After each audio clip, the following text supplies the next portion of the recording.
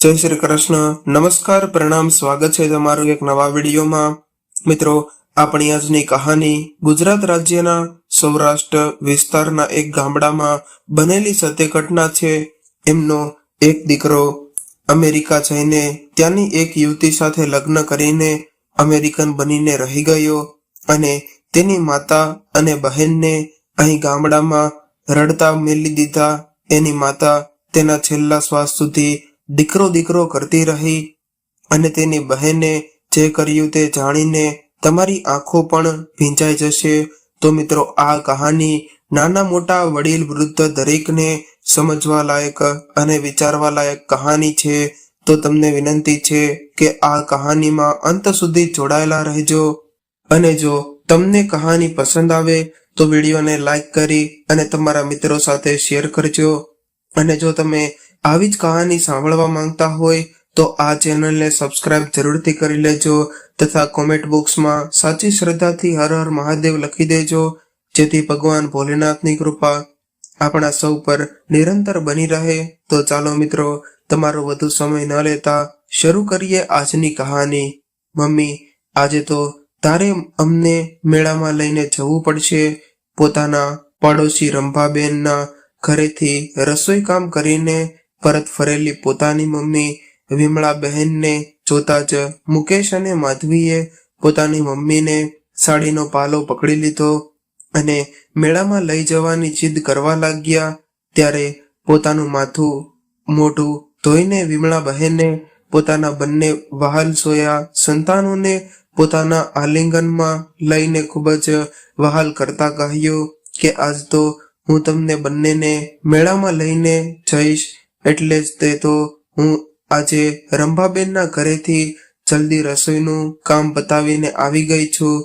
ચાલો ચાલો, તૈયાર થઈ જાઓ ફટાફટ. ત્યારે મુકેશ અને માધવી હરખમાં ને હરખમાં પોતાના માટે લાવી આપેલા નવા કપડાં પહેરવા માટે રૂમમાં દોડી ગયા. અને મુકેશ, આમ તો તારે જ મમ્મીને તારી સાથે અમેરિકા લઈ જવું જોઈએ. તારા અને મારી અમેરિકન પત્ની પિંકીના વિઝા તૈયાર થઈ ગયા, પણ મમ્મીના વિઝામાં રૂકાવટ આવી રહી છે. આવું વારે વારે કેમ થઈ રહ્યું છે એ મને સમજાતું નથી. માધવીએ એરપોર્ટમાં પ્રવેશતા જ પોતાના ભાઈ મુકેશને સવાલ કરવા માંડી. માધવી પોતાના પતિ રાહુલ અને તેના દીકરા સાથે પોતાનો ભાઈ મુકેશ અમેરિકા જતો રહ્યો એટલે મળવા માટે એરપોર્ટ પહોંચી અને મુકેશ હવે અમેરિકા પોતાની પત્ની પિંકીના પિતાની કંપનીમાં પાર્ટનર બની ગયેલો અને તેની બહેન માધવી પણ કમ્પ્યુટર એન્જિનિયરિંગ બની અને પોતાના પિતાની માફક જ એક સારી નોકરી અને હોદ્દા ઉપર સ્થિત હતી અને બધા વાતો કરી રહ્યા હતા કે ત્યાં મુકેશની પાછળ થાંભલો થઈને ઊભેલી પોતાની મમ્મીને જોઈને માધવી સમજી ગઈ કે ભાઈ ઈરાદાપૂર્વક મમ્મીને પોતાની સાથે અમેરિકા લઈ જવા નથી માંગતો, છતાં એકવાર ફરી પ્રયત્ન કરવામાં મનથી કરગરતા સ્વરે પોતાના દીકરા મુકેશને કીધું કે બેટા, આજે તો તારે મને અમેરિકા તારી સાથે લઈ જવાની છે. પરંતુ પોતાની મમ્મીની કરુણામય આંખોને જોવાનો મુકેશ પાસે કોઈ વિશેષ દ્રષ્ટિકોણ પણ બાકી નહોતો રહ્યો, કારણ કે હવે તે બધું જ તેની અમેરિકન પત્ની પિંકીની આંખોથી જોતો હતો. આખરે ઘણી બધી વાટાઘાટોને અંતે ભારે હૃદય સાથે મુકેશને અમેરિકા જવા માટે વિદાય આપી પછી માધવી પોતાની મમ્મીને પોતાના ઘરે રહેવા લઈ આવી, જે માધવીના પતિ રાહુલને અને તેના ટીન એજર દીકરા પિયુષને જરાય નહોતું ગમ્યું. પરંતુ તે સમયે માધવીએ મનોમન પોતાની વૃદ્ધ માને સાચવવાનો દ્રઢ નિર્ધાર કરી લીધેલો. એક દિવસ સવારમાં ઉદાસ થઈને બેઠેલી પોતાની માતાને આશ્વાસન આપતા માધવીએ એટલું જ કહ્યું કે મમ્મી, તું જરાય મૂંઝાઈશ નહીં, હું હંમેશા તારી પડખે છું. પોતાના પ્રાણથી વિશેષ એવા પોતાના દીકરા મુકેશના અમેરિકા જવાની ભાંગી પડેલી વિમળા બહેને રડતા રડતા પોતાની દીકરી માધવીને કહ્યું, માધવી, તને યાદ છે કે એ દિવસ જ્યારે હું રંભા બહેનનું રસોડાનું કામ પતાવીને તને અને મુકેશને મેળામાં લઈ ગઈ હતી, ત્યારે મેં કરકસર કરીને એટલા પૈસા જોડી લીધેલા હતા કે જેથી મુકેશ જે પણ ચકડોળમાં બેસવાનું કહેતો તો હું એને બેસાડતી. ત્યારે એણે મોટા ચકડોળમાં બેસવાની એટલી બધી જીદ કરેલી કે મારો હાથ છોડાવીને તે ચકડોળમાં બેસવાએ ભાગ્યો અને મેળાની ભીડમાં એ ખોવાઈ ગયો.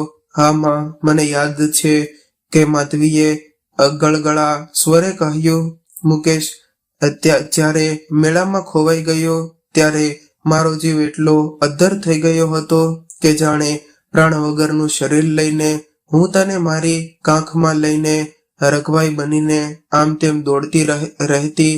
અને ખૂબ શોધખોળ કર્યા બાદ આખરે એ મળ્યો અને પોતાના ભૂતકાળને વાગોળતા વિમળા બહેન બોલી રહ્યા હતા કે હા માં, એ સમયે મેં જરાય નહોતું વિચાર્યું કે મુકેશ ક્યારેય ઈરાદાપૂર્વક તારો હાથ પણ છોડાવી લે છે અને વિદેશ જતો રહેશે. પણ જે થયું, મજધારે એકલું છોડે ત્યારે જ તો આપણે આપણા હલેસા મારવાના જોમથી વાકેફ થયા હોઈએ છીએ ને ગમે તેવું ઝાંઝવું લાગે તો પણ જીવનમાં કોઈ પણ રીતે તરવું તો પડશે જ ને. હું શું ને મમ્મી તારી સાથે લાઠી નહીં તો સહી મને તારું હલેસું સમજી લે. મારા જન્મ વખતે તે જેટલી સૂટ ખાધી હતી ને એટલી જ સૂટ મેં પણ મારા દીકરાના જન્મ વખતે ખાધી છે. હો મમ્મી, હવે તો અવસર આવ્યો છે કે હું તારું હલેસું બનીને તારી મતધારે અટવાયેલી નાવને પેલે પાર લઈ જવા માટે નિમિત્ત બની શકું. આવા નિમિત્ત બની જવાના સૌભાગ્યને હું બિલકુલ છોડીશ નહીં. માધવીએ પોતાની નિર્જીવ બનેલી બેઠેલી માના મનમાં નવી ઉર્જા સંચારિત કરતા કહ્યું કે હતાશ થયેલી આંખોમાં જાણે આશાનું કિરણ દેખાયું હોય એમ પોતાની દીકરી માધવીને તે ભેટી પડી. પરંતુ માધવીની કસોટીનો સમય તો હવે શરૂ થવાનો હતો. બીજા દિવસે સવારે જ્યારે બધા નાસ્તો કરવા માટે ડાઇનિંગ ટેબલ પર બેઠા ત્યારે સાડીને બદલે ડ્રેસ પહેરીને આવેલી પોતાની મમ્મીને જોતા જ માધવીને થોડું અડચણ થયું. તેને વધારે અચરજ તો ત્યારે થયું કે જ્યારે એણે તેની મમ્મીને અંબોડાની બદલે બે ચોટલામાં જોઈ અને માધવીના પતિ અને દીકરાને તો આ બધું અશક્ય લાગ્યું. હવે માધવીને બરોબર વિસ્મય થયું કે મમ્મી કેમ વળી આજે આમ તૈયાર થઈને આવી હશે. પછી બધા નાસ્તો કરવા બેઠા ત્યારે વિમળાબેન ચા અને પરોઠા ખાઈ પોતાના રૂમમાં જઈ રહ્યા હતા અને રાહુલ પણ ઓફિસ માટે રવાના થયો અને પિયુષ કોલેજ માટે રવાના થયો. માધવીએ મમ્મી માટે આજે એક દિવસની છૂટી લીધેલી હતી એટલે એ બધું કામ આપોટી શાંતિથી નાસ્તો કરવા બેઠી અને થોડી વાર થઈ ત્યાં તેની મમ્મી તેની પાસે આવી અને ડાઇનિંગ ટેબલ પર બેસતા કહ્યું કે ચાલ નાસ્તો કરી લઈશું. તે નાસ્તો કર્યો બેટા કે આપણે સાથે જ કરીશું? આ સાંભળીને માધવીને ફરી અચરજ થયું કે મમ્મી, અમારી મમ્મીએ હમણાં જ તો નાસ્તો કર્યો છે, કદાચ ફરી ભૂખ લાગી હશે. માધવીએ મનોમન બગડી હશે, કંઈ વાંધો નહીં. અને તે બંનેએ ફરીવાર નાસ્તો કર્યો.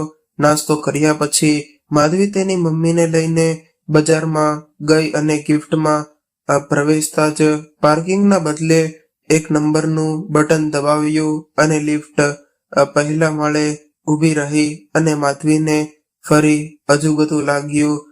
ગળમથળમાં એ સીડીઓ ઉતરી ગઈ અને ત્યાં તો તેને સામા સવિતા કાકી દેખાયા.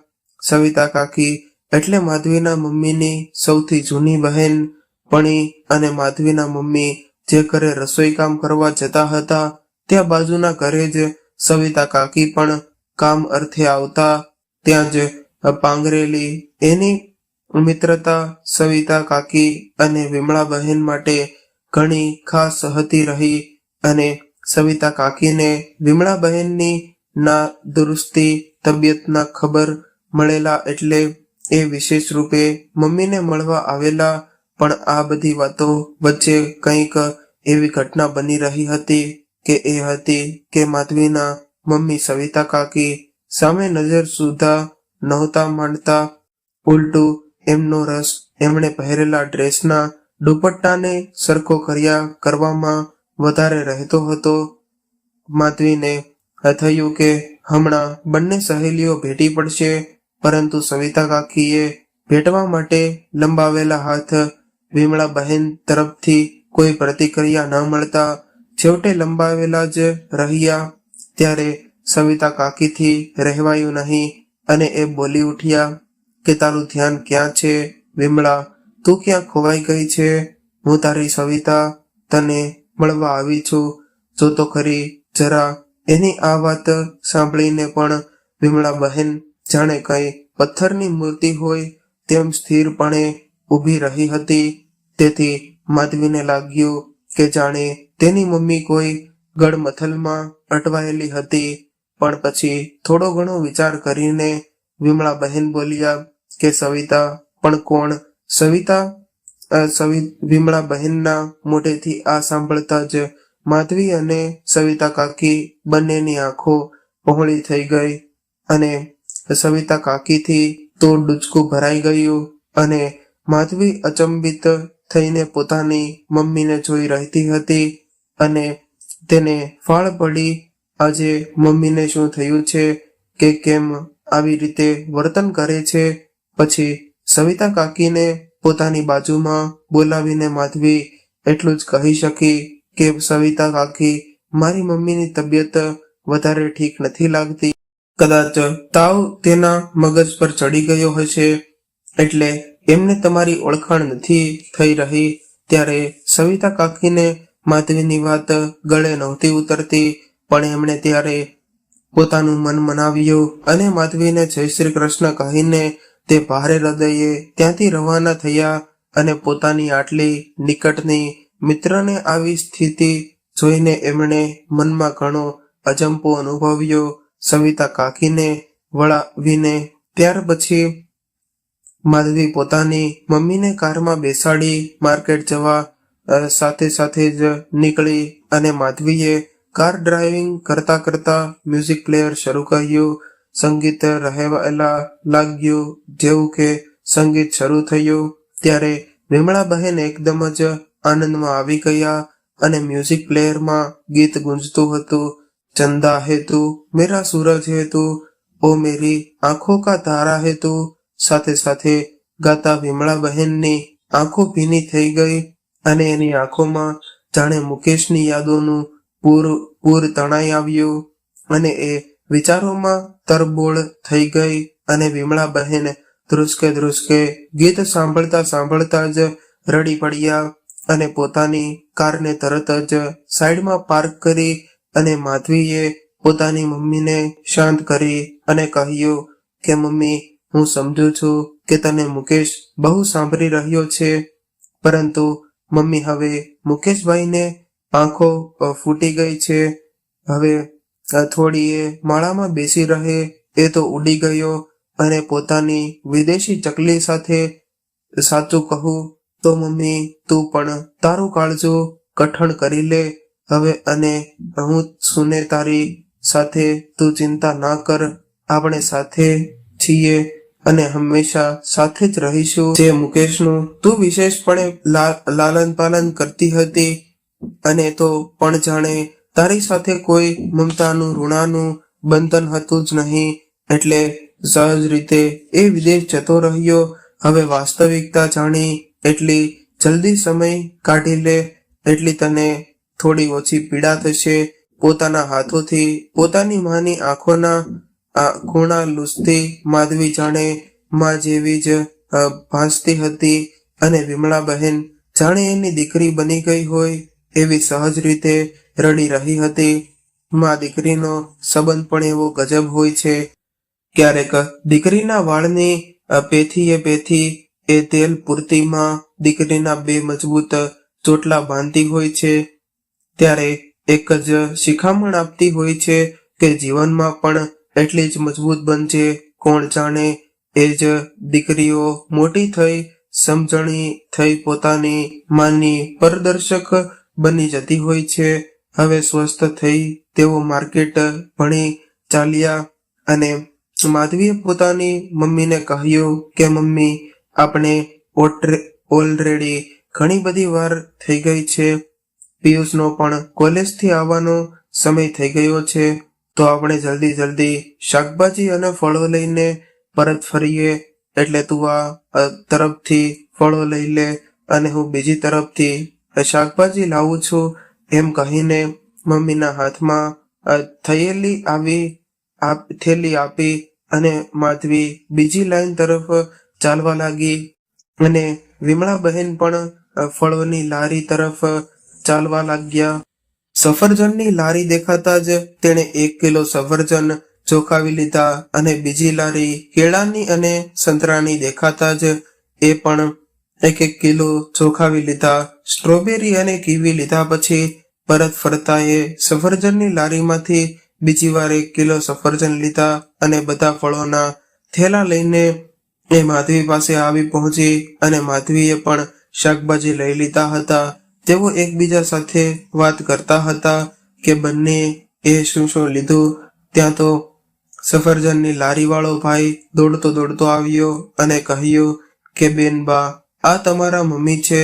તો માધવીએ કહ્યું કે હા ભાઈ, કેમ શું થયું? તો એ લારીવાળા ભાઈએ કહ્યું કે તમારા મમ્મી 2 વાર મારી પાસેથી સફરજન લઈ ગયા છે અને 2 કિલો સફરજનની સામે 3 કિલોના ભાવ ચૂકવીને ગયા છે. આ રહ્યા તમારા વધેલા પૈસા.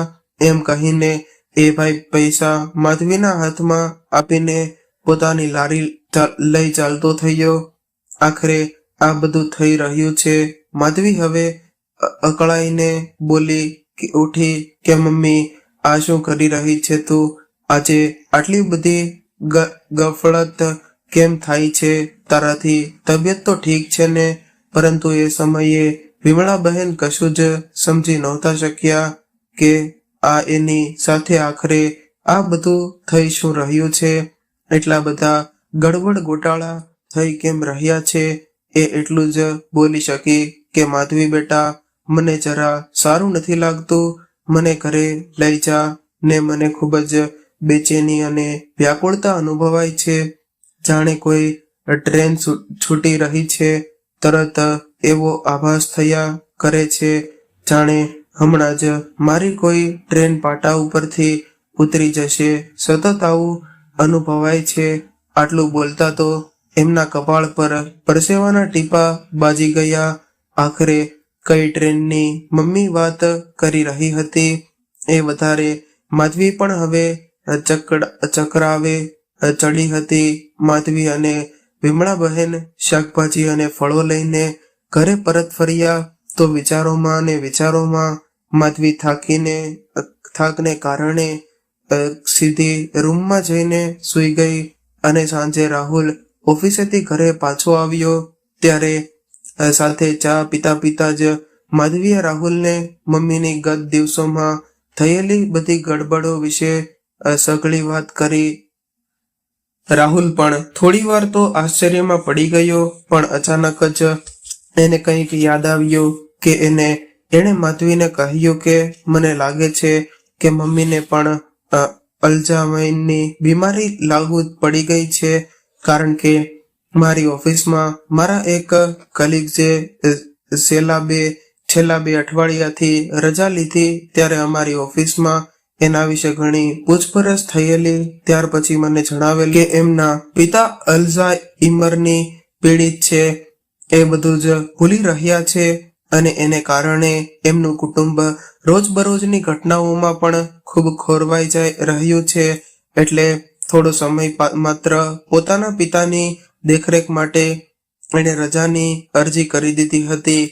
માધવી તો આ વાત સાંભળીને ઘણીવાર થોભી ગઈ અને વિચારે ચડી ગઈ કે શું ખરેખર મમ્મી પણ આવી કોઈ સ્થિતિથી મૂંઝાઈ રહેશે? શું એને પણ આ ગરબડોથી સમજાતું નહીં હોય કે આખરે આ બધું કેમ બની રહ્યું છે. જો એવું જ હોય તો હું કાલે જ એમને સારામાં સારા ડોક્ટરને બતાવવા લઈ જઈશ. મનોમન નક્કી કરી એણે રાહુલને પણ જણાવ્યું અને પછી રાતની રસોઈ માટે રસોડા તરફ ચાલી ગઈ અને રસોઈ કરીને બધું કામ પતાવીને એણે પોતાની ડાયરીમાંથી પોતાના ફેમિલી ડોક્ટરનો નંબર લગાવ્યો અને એમની પાસે જ અલ્ઝાઇમરના નિષ્ણાત ડોક્ટર વીણા શર્માની અપોઇન્ટમેન્ટ લઈ લીધી. બીજા દિવસે સવારે મમ્મીને આ વિષય પર જણાવ્યા વગર જ માધવી પોતાની મમ્મીને સીધી ડોક્ટર વીણા શર્મા પાસે લઈ ગઈ અને હોસ્પિટલમાં પહોંચતા જ વિમળાબહેન ચારે તરફ લગાવેલા મગજના ફોટા અને આવકપણે તાકી રહ્યા હતા. અને પછી એમણે માધવીને પૂછ્યું કે આપણે અહીં કેમ આવ્યા છીએ બેટા, મને શું થયું છે? ત્યારે માધવીએ પોતાની મમ્મીને આશ્વાસન ભર્યા સ્વરે કહ્યું કે કશું નહીં મમ્મી, તને યાદ છે જ્યારે હું નાની હતી ત્યારે હિંચકા ખાતી ખાતી બગીચામાં એકવાર પડી ગઈ અને મને માથામાંથી ખૂબ જ લોહી નીકળ્યું હતું. ત્યારે તું મને મગજના ડોક્ટર પાસે બતાવવા લઈ ગઈ હતી. બેટા મને તો યાદ જ હોય ને, પણ મને તો કોઈ લોહી નથી નીકળતું, તો તું મને શું કામ અહીં લઈ આવી છો? અને સાવ નિર્દોષ ભાવે પોતાની દીકરી સામે જોઈ આ વાત પૂછી રહ્યા હતા. માધવીને પણ હવે આના ઉત્તરો દેવા ભૂલતા નહોતા. થોડી વાર તો એ પોતાના બાળપણના અનુભવોમાં સરી પડી. કેવી મમ્મી હેબતાઈ ગયેલી, જ્યારે મને માથે વાગેલું પોતાના દુપટ્ટાને મારા માટે બાંધી રિક્ષા નહોતી મળી રહી તો મને તેડીને જ ભાગેલી ને ડોક્ટર જ્યારે મારા ઘાવ પર ટાંકા લેતા હતા ત્યારે તો તું રડી પડેલી. આ વિચારે એ પોતે ખૂબ ઢીલી પડી ગઈ. જો મમ્મીને ખરેખર અલ્ઝાઇમર એટલે કે ભૂલવાની બીમારી હશે તો હું એમને કેવી રીતે સંભાળીશ? મારું દર્દ તો દેખાતું હતું, એનું તો આંતરિક હશે. આટલું ઊંડું દર્દ કે એની યાતનાઓ હું કેમ કરીને ખાળી સરીશ? વિમળા બહેને પોતાની દીકરી માધવીને રડતી જોઈને માથે હાથ મૂક્યો અને કહ્યું કે બેટા મને કશું જ નથી થયું, મને તો લોહી પણ નથી નીકળતું. માં અને દીકરીની સંતા કુગડી ખરેખર હૃદયદ્રાવક હોય છે. કદાચ બાળક અને પાલક વચ્ચે પણ આવો જ કંઈક ભાવ નિરંતર વહેતો રહેતો હોય છે. ક્યારેક બાળક પાલકને ઝંખતું રહેશે અને સમયે પેલે પાર ક્યારેક પાલક બાળકને જંગતો રહે છે. એવી જ રીતે પોતાના વહાલ સોયા દીકરા મુકેશને ગેરહાજરીને હોસ્પિટલના એ દરેક ખૂણામાં અનુભવતી હતી. પરંતુ માધવી જેવી સંવેદનશીલ દીકરી પામીને વિમળા બહેન પોતે મનોમન ધન્યતા અનુભવી રહ્યા હતા. એ હવે એવું સમજવા લાગ્યા હતા કે દીકરો કે દીકરીએ ક્યારેય મહત્વનું નથી હોતું. સંવેદનશીલ સંતાન હોવું એ મહત્વનું હોય છે. ટાણે પંખડે ઊભું રહેનારું સંતાન મહત્વનું હોય છે. નમે ગયેલા ખંભાને ટેકો દેનારું સંતાન મહત્વનું હોય છે. હોસ્પિટલનો દાદરો ચડતા ઘૂંટણ ન વળે ત્યારે હાથ દેનારું સંતાન મહત્વનું હોય છે. પુત્ર પ્રાપ્તિ કે પુત્રી પ્રાપ્તિ તો બધા જ લોકોને થતી હોય છે, પરંતુ એમના હોવાપણાની ઉપલબ્ધિ અને એમના ના હોવાપણાની ઉપલબ્ધિ દરેક માતા પિતાને થતી હોય છે. દીકરીઓ જ્યારે માતા પિતાના સંઘર્ષમાં જોડાઈ જતી હોય છે ત્યારે બધા ચૂપચાપ થઈ જાય છે અને રહે છે તો માત્ર એક પવિત્ર નિસ્વાર્થ ઋણાનું બંધન. આ બધા વિચારોને મનોમન ગળો વળતા વિમળા બહેનની આંખો પણ ભીની થઈ ગઈ. ત્યાં તો ડોક્ટરની કેબિનમાંથી ઘંટડી રણકી અને ડોક્ટરના દરવાજા પર લાગેલી નાની સ્ક્રીન પર તેમનો ટોકન નંબર લખાઈને આવી ગયો. જે ટ્રેનનો અનુભવ કાલે પોતાની મમ્મીને થયો હતો એવો જ કોઈ ટ્રેન છૂટવાનો અનુભવ આજે માધવીને થઈ રહ્યો હતો. ભારે ગળમથલ સાથે બેઉ મા દીકરી ડોક્ટરની કેબિનની અંદર પ્રવેશ્યા ત્યારે ડોક્ટરની કેબિનમાં વર્તાની તે એસીની ઠંડીની હવાની હવાથી વિમળાબહેન પોતાના બંને હાથ સંકોડીને પોતાની સીટ પર બેસી ગઈ અને તે ચારે તરફ અસરથી જ જોઈ રહી. હેલો મેમ, હું માધવી અને આ મારા મમ્મી વિમળાબહેન. પોતાની ઓળખાણ આપતા માધવીએ નમ્રતાપૂર્વક વાત શરૂ કરી. મેમ, છેલ્લા કેટલાય દિવસોથી મારી મમ્મી સાથે કંઈક વિચિત્ર ઘટનાઓ બની રહી છે, પણ અમારી માટે પણ મમ્મીનું આવું ગળમથલ વાળું વર્તન ખૂબ જ અચરજ પડાવે તેવું હોય છે. કોઈક વાર મારી મમ્મી બિલ્ડિંગની લિફ્ટમાં બટન ખોટા દબાવી દે છે, તો ક્યારેક થોડીક વાર સાડીને બદલે તે ડ્રેસ પહેરીને સામે આવી જાય છે, તો થોડીક વાર અંબોડાની બદલે 2 ચોટલા વાળી લે છે અને ક્યારેક માર્કેટમાં એકના એક ફળ અને શાકભાજી ખરીદીને તેના 2 ગણા પૈસા ચૂકવીને આવી જાય છે. મારા પતિ રાહુલને મેં જ્યારે આ વિષય અર્થગત થોડું જણાવ્યું તો એમના કહેવા પ્રમાણે કદાચ મારી મમ્મીને અલ્ઝાઇમરની બીમારી તો નહીં હોય ને. અલ્ઝાઇમરની બીમારીમાં શું એકી સાથે બધું બોલી ગઈ તો ડોક્ટર વીણા શર્માએ ખરેખર એવું થતું હશે. ડોક્ટર વીણા શર્માને માધવી આશ્વાસન ભર્યા સ્વરે માધવીને કહ્યું કે જુઓ માધવી બહેન, તમે ચિંતા ન કરશો. હજુ હું પૂરી તપાસ કર્યા પહેલા એવા કોઈ નિષ્કર્ષ પર ન જઈ શકું, પરંતુ પ્રથમ મારે એમની સાથે થોડી વાતચીત કરવી પડશે અને થોડા મગજના પરીક્ષણ કરવા પડશે. પછી જ હું કોઈ નિર્ણય પર પહોંચી શકીશ. ત્યારે વિમળા બહેન આ સંબંધમાં કોઈ રસ ન દાખવતા વગર પોતાની સાથે લાવેલી તુલસીની માળા ફેરવવામાં મગ્ન હતા. માળાના એક એક મણકા સાથે એ આંકડા પણ બોલતા જતા હતા. 101 હરિઓમ, 102 હરિઓમ, 103 હરિઓમ અને પછી અટકી ગયા. 104 પર આવતા એ અટકી ગયા. કદાચ આગળનો આંકડો કયો આવે એ વિચારમાં એ અટવાઈ ગયા. ત્યારે ડોક્ટરે પૂછ્યું કે શું થયું વિમળા બહેન, બોલો આગળ. 103 પછી શું આવે? 103, 101, 102, 103, 103 તે આગળનો આંકડો બોલી જ નહોતા શકતા. આખરે ચીડાઈને એમણે તુલસીની માળા જ ફેરવાનું બંધ કર્યું અને પોતાના પર્સમાં મૂકી દીધી. અને માધવી આ બધું જોઈને વધુ ભાંગી પડી. ત્યારે ડોક્ટરે એમને આશ્વાસન આપતા કહ્યું કે લક્ષણો તો એવા જ જણાવી રહ્યા છે, પરંતુ તેમ છતાં તમે આ 3 પરીક્ષણ કરાવી લો. રિપોર્ટ કાલે આવી જશે. પછી આપણે આગળની ટ્રીટમેન્ટ પર વાત કરીશું. એટલું કહીને ડોક્ટરે એમના મગજની સ્થિતિ સમજવા માટે 3 પરીક્ષણોની સૂચિ એક કાગળ પર લખીને માધવીને આપી દીધી. માધવીએ જણાવ્યા મુજબના તેની મમ્મીના 3 પરીક્ષણ કરાવી લીધા અને 3 પરીક્ષણના સેમ્પલને સોંપી બંને મા દીકરી ઘરે પરત ફર્યા. ઘરે પહોંચતા જ ઘણું મોડું થઈ ગયું. એટલે માધવીનો દીકરો પિયુષ અને તેનો પતિ રાહુલ બંને તો સૂઈ જ ગયા હતા અને ઘરે પહોંચીને વિમળા બહેન પણ પોતાના રૂમમાં જઈને સૂઈ ગયા. માધવી પણ ખૂબ જ થાકી ગયેલી હતી એટલે બેડરૂમના સોફા પર જ એણે માથું ઠેકાવી દીધું. માથું ટેકાવવાની થોડી પળોમાં જ થાકને કારણે એ ઘેરી ઊંઘમાં સૂઈ ગઈ અને ઊંઘમાં સરતા એ સપનાની દુનિયામાં ખોવાઈ ગઈ. એક વિશાળ મહાસાગરની વચ્ચોવચ્ચ નાવડી લઈને એ કોઈ દરિયાઈ પ્રવાસે નીકળી ગઈ. એ પૂરા જોર સાથે હલેસા મારતી રહી હતી.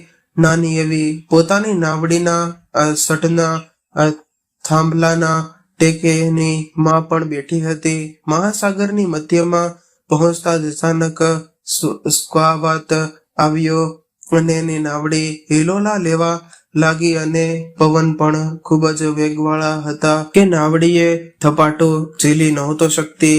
તેજ પવનના લીધે નાવડી વધારે હાલક ડોલક થવા લાગી. હજી તો એ કંઈક સમજી શકતી ત્યાં તો એક વીંટળાઈઓ આવ્યો અને એની નાવડીને ફોંગળાઈ ગયો.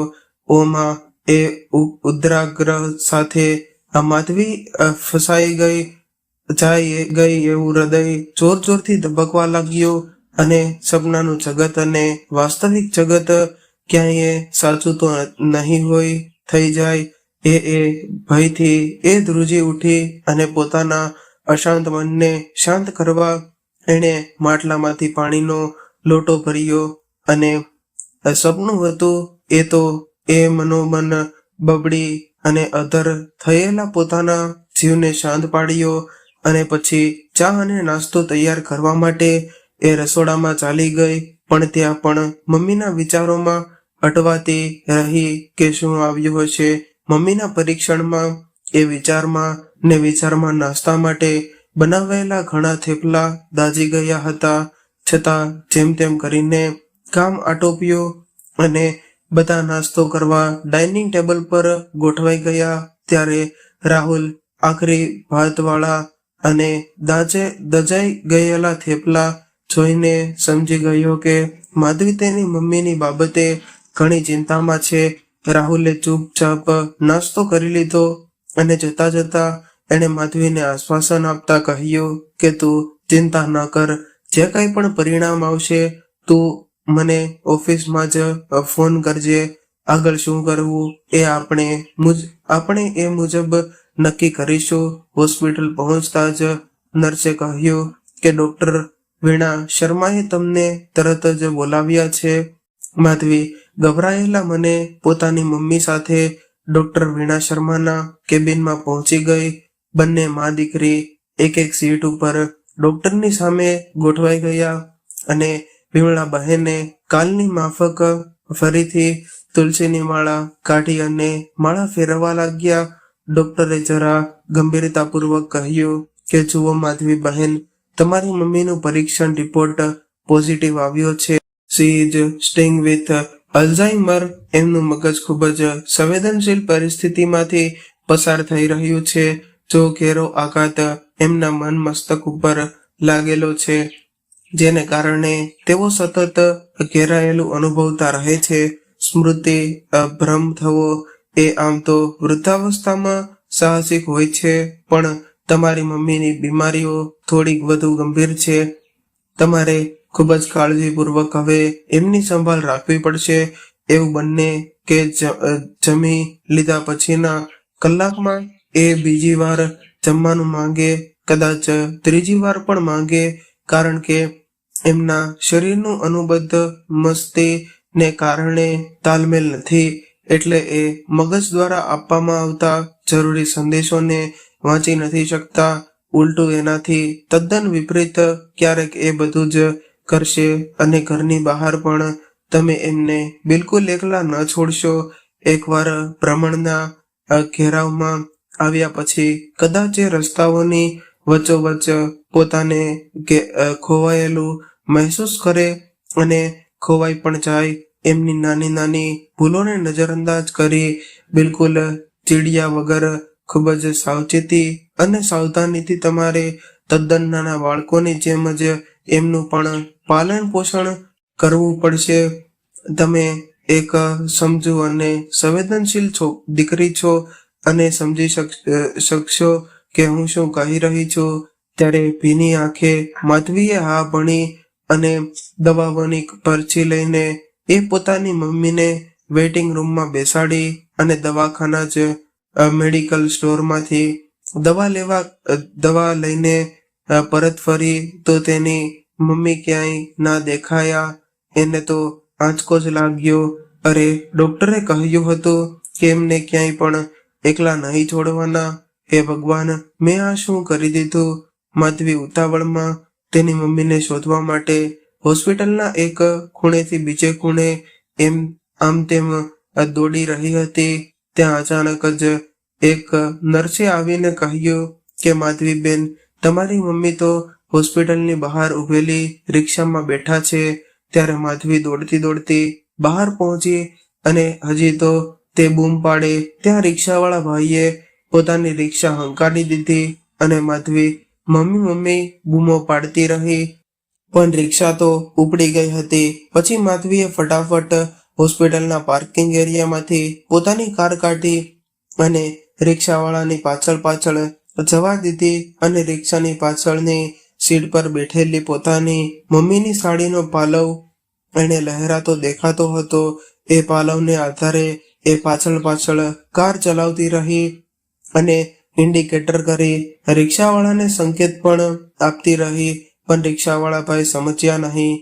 આખરે 4 રસ્તા આવ્યા અને સિગ્નલ પર સ્ટોપનું સિગ્નલ આવતા ફટાફટ કારમાંથી ઉતરી એણે રિક્ષાવાળા ભાઈ સાથે ઝટપટ બધી વાત કરી અને પોતાની મમ્મીને સમજાવી અને પોતાની કારમાં બેસાડી. કારમાં બેસતા જ વિમળાબહેને કહ્યું કે ક્યાં ગઈ હતી તું માર્કેટમાં મને છોડીને? મને લાગ્યું કે તું ઘરે નીકળી ગઈ એટલે પછી હું પણ રિક્ષા કરી અને ઘરે આવવા નીકળી ગઈ.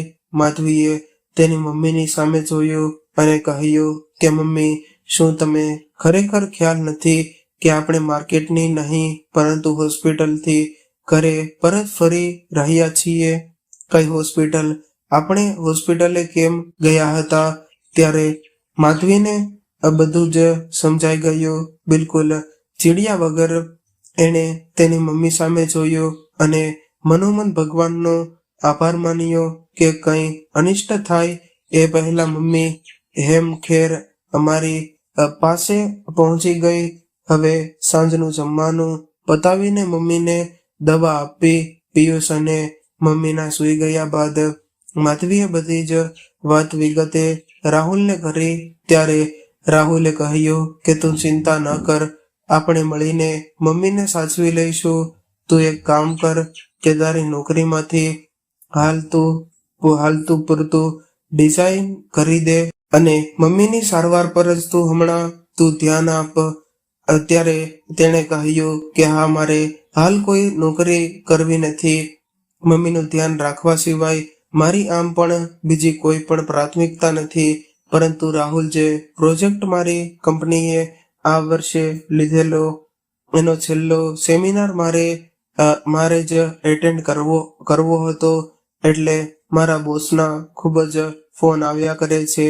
5 દિવસ માટે મારે ઓફિસ જવું જ પડશે અને 5 દિવસ ઓફિસ રહી બધું જ કામ કરી લઈશ. રાહુલ થોડી વાર વિચારતો રહ્યો.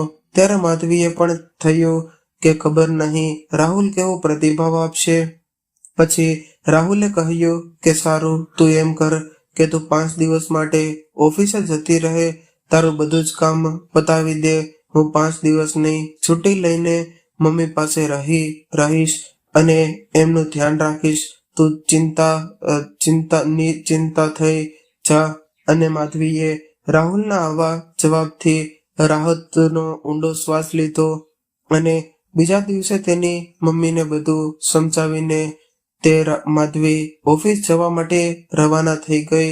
હવે આ બાજુ રાહુલ ખૂબ જ કાળજીપૂર્વક થોડી વારે માધવીની મમ્મીને જોવા તેના રૂમમાં આંટો મારી આવતો અને એમને ભરતકામની પ્રવૃત્તિમાં ડૂબેલા જોઈને એ પણ નિશ્ચિંતપણે પોતાનું કામ બેઠક રૂમમાં બેસીને કરતો અને લંચનો સમય થયો એટલે એણે મમ્મીને બોલાવ્યા અને સાથે જ લંચ કર્યું. લંચ કરીને વિમળાબહેન ફરી તેમના રૂમમાં જતા રહ્યા. ત્યારે રાહુલ દવા લઈને મમ્મીની પાસે પહોંચ્યો, પણ ત્યારે વિમળાબહેન પોતાની આંખો વીસીને સૂતેલા હતા. ખસખસાતા હાથે રાહુલે મમ્મીજીના માથા પર હાથ ફેરવ્યો અને કહ્યું કે મમ્મીજી, આ દવા લઈને સૂઈ જાઓ.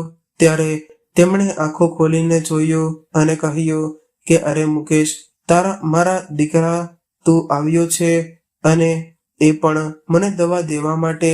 એમ કરી રાહુલના ગાલ પર હાથ ફેરવી એના માથાને મમતાભર્યું આલિંગન આપ્યું. રાહુલ માધવીની મમ્મીનું કરુણામય અવસ્થાને ખૂબ જ નજીકથી અનુભવી રહ્યો હતો. આમ તો એ માધવી સાથે મમ્મીની બધી જ વાતો કરતો, પણ આજે જ્યારે માધવીની મમ્મીએ એને મુકેશ સમજીને પોતાને આલિંગન આપ્યું. ત્યારે એ ચૂપ થઈ ગયો. હા માં, હું મુકેશ છું, માત્ર એટલું કહીને એ દવા આપીને રૂમમાંથી નીકળી ગયો. આખો દિવસ વીતી ગયો. માધવી પણ એની ઓફિસેથી ઘરે આવી ગઈ. ત્યારે રાહુલે દિવસ દરમિયાન બનેલી બધી જ ઘટનાઓ માધવીને વિગતે કહી. આમ જ 4 દિવસ પસાર થઈ ગયા. આજે માધવીનો ઓફિસનો છેલ્લો દિવસ હતો. આજે માધવી તેની ઓફિસમાં રિઝાઇન મૂકીને હવે એની મમ્મીનું ધ્યાન રાખવા માટે એ ઘરે જ રહેવાની હતી. એ વિચારે કે રાહુલ ઘણો જ રાહત અનુભવતો હશે, કારણ કે આ પૂર્વે એણે મમ્મીજીની આટલી કાળજી ક્યારેય નહોતી લીધી. શરૂ થઈ ગયેલા બધા જ પેન્ડિંગ મેલના જવાબ આપવા રાહુલ માટે જરૂરી થઈ પડેલા મમ્મીજીને બપોરે દવા આપી તેમને તેમના રૂમમાં મોકલી અને રાહુલે પોતાનું લેપટોપ ખોલ્યો અને કામે વળગી ગયો. એટલા દિવસના ઈમેલ જોઈને ગુસ્સે થઈ ગયેલો રજાઓમાં પણ શાંતિ નથી મળતી એવું બબડીએ તમામ મેલના પ્રત્યુત્તર આપવામાં મગ્ન થઈ ગયો. અને અચાનક વિમળાબહેન પોતાના રૂમમાંથી બહાર આવ્યા અને રાહુલને તેમનો દીકરો મુકેશ સમજીને મુકેશને ધમકાવતા હોય એમ રાહુલને ધમકાવતા કહ્યું કે ચાલ મુકેશ, બંધ કર તારું આ લેપટોપ અને કામ પણ બંધ કર. આટલું બધું તે કોઈ કામ કરતું હશે? એમ કહીને માના હકથી રાહુલનું લેપટોપ બંધ કરી દીધું.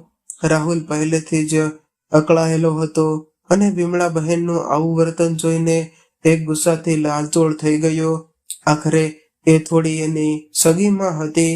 ગુસ્સામાં એનાથી માધવીની મમ્મી પર આક્રોશ ઠલવાઈ ગયો અને ભૂલથી એમને રાહુલના હાથનો ધક્કો લાગી ગયો અને વિમળા બહેન બાજુમાં રહેલા કબાટ સાથે અથડાઈ ગયા. કબાટનો તીક્ષ્ણ ખૂણો વિમળા બહેનના માથા પર ભટકાયો એટલે ચક્કર ખાઈને એ સીધા જમીન પર ઢળી ગયા. માથામાંથી લોહીની ધારા પણ વહેવા લાગી. આ બધું જોઈને રાહુલ હેબતાઈ ગયો અને આ શું થયું મારાથી? તેણે ધ્રુજતા હાથે મમ્મીને ફટાફટ ઊભા કરી સોફા પર સુવડાવ્યા અને માધવીને ફોન જોડ્યો અને રાહુલે મમ્મીને ઉચકીને કારમાં બેસાડી અને ડોક્ટર વીણા શર્માના દવાખાને તાબડતોડ પહોંચ્યો અને માધવીને પણ ત્યાં જ સીધી આવવાનું જણાવ્યું હતું. તેથી માધવી ઘરને બદલે હોસ્પિટલ પહોંચી અને નર્સે તરત જ મમ્મીને એડમિટ કરીને ઓપરેશન શરૂ કર્યું. એક તો પહેલેથી જ એ મગજથી બીમારીથી ઝઝૂમી રહ્યા હતા અને ઉપરથી માથા પર જ ઘા વાગતા પરિસ્થિતિ વધુ વણસી થઈ ગઈ અને માધવી હોસ્પિટલે પહોંચે ત્યાં સુધીમાં તેના મમ્મીને આઈસીયુમાં ખસેડી દેવામાં આવ્યા હતા. માધવીના આવતા જ રાહુલે દિલગીરી વ્યક્ત કરતા માધવીને બધી જ વાત કહી અને સંભળાવી. માધવી તો જાણે સૂન પડી ગયેલી ઓપરેશન રૂમની બહાર જ એ બાવરી બનીને આંટાફેરા મારી રહી હતી. તેનો જીવ અદ્ધર થઈ ગયો હતો, જાણે કે કંઈ અશુભ થવાનું ઘટવાનું હોય એવી અગમ ચેતથી તે વધુને વધુ અંદરથી તૂટી રહી હતી. ઓપરેશન પૂરું થયું અને નર્સ બહાર આવી. બહાર આવતા જ કહ્યું કે એમની સ્થિતિ ખૂબ જ નાજુક છે. એ માત્ર મુકેશ દીકરા મુકેશ આ એક જ નામ બોલી રહ્યા છે. આપના ઘરમાં જે કોઈ પણ મુકેશ નામનો વ્યક્તિ હોય તો એમને બોલાવી લ્યો. આ સાંભળીને માધવી અને રાહુલ એકબીજા સામે ટાંકી રહ્યા. ત્યારે રાહુલ માધવીનો હાથ પકડીને તેને અંદર લઈ ગયો. ત્યારે રાહુલને પોતાની તરફ આવતો જોઈ વિમળા બહેન ઝીણી આંખેથી રાહુલ સામે ફરી મુકેશને જોતી હોય તેમ એટલું જ બોલી શકી, તું આવી ગયો દીકરી. આ મુકેશ દીકરા, મને ખબર હતી કે તું જરૂર આવીશ. આજે હવે મારા વહાણને લંગર મળી ગયું. હું ડૂબીશ નહીં. અને બસ ત્યાં જ એમના પ્રાણ પંખીડે ઉડી ગયા. નાડી બંધ થઈ ગઈ અને શ્વાસ થંભી ગયા. ચારે તરફ ઘેરો સન્નાટો છવાઈ ગયો. પણ માધવી અહીંયા ફાટ વિલાપ કરવા લાગી. રાહુલ મમ્મીજીની નિશ્ચિત શરીરને જોઈને ઊંડી ગ્લાનિમાં ગરખાઈ ગયો.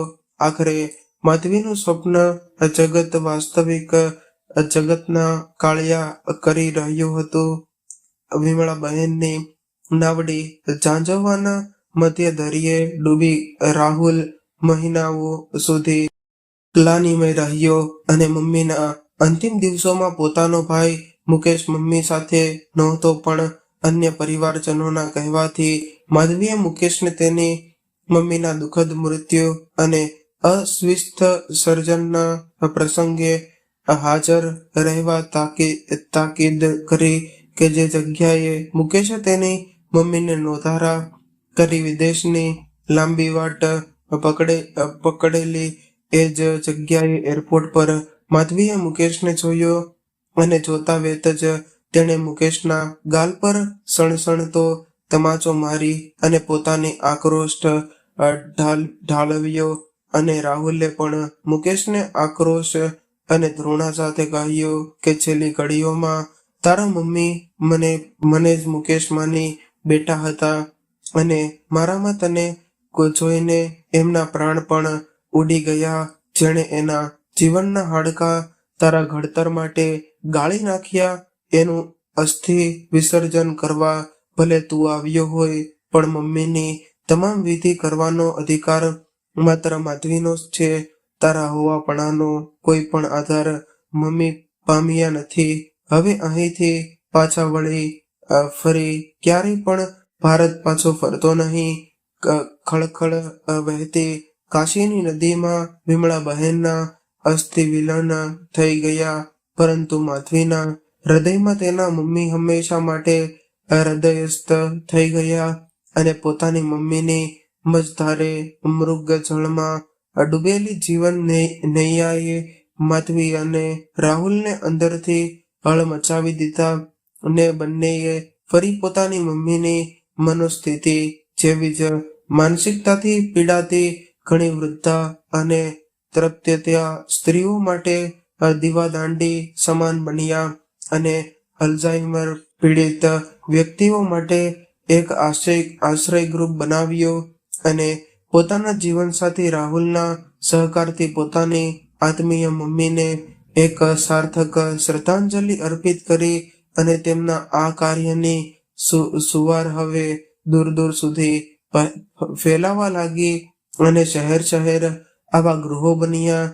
અને એક પત્રકારે માધવી અને રાહુલનો ખાસ ઇન્ટરવ્યુ લીધો અને પોતાની કોમલમાં એમના ગ્રુપ બનાવ્યો અને પોતાના જીવનસાથી રાહુલના સહકારથી પોતાની આત્મીય મમ્મીને એક સાર્થક શ્રદ્ધાંજલિ અર્પિત કરી. અને એમના આ કાર્યની સુવાર હવે દૂર દૂર સુધી ફેલાવા લાગી. શહેર શહેર આવા ગૃહો બન્યા. એક પત્રકારે માધવી અને રાહુલનો ખાસ ઇન્ટરવ્યુ લીધો અને પોતાની કોમલમાં એમના કાર્યની પ્રશંસા કરી. અને કોમલનું શીર્ષક હતું ઝાંઝવામાં ઝળકે એક દીવાદાંડી. તો મિત્રો, આજની કહાની કેવી લાગી કોમેન્ટ બોક્સમાં જરૂરથી જણાવજો. જો કહાની પસંદ આવી હોય તો વિડીયોને લાઈક કરીને તમારા મિત્રો સાથે શેર કરજો. અને તમે આવી જ કહાની સાંભળવા માંગતા હોય તો આ ચેનલને સબસ્ક્રાઇબ જરૂરથી કરી લેજો, જેથી અમારા આવનારા નવા વિડીયોની માહિતી તમને સૌથી પહેલા પહોંચે. તો મિત્રો, ફરી મળીશું એક નવી વાર્તા સાથે. ત્યાં સુધી સૌને મારા જય શ્રી કૃષ્ણ. હર હર મહાદેવ. કહાનીને અંત સુધી સાંભળવા માટે તમારો ખૂબ ખૂબ આભાર.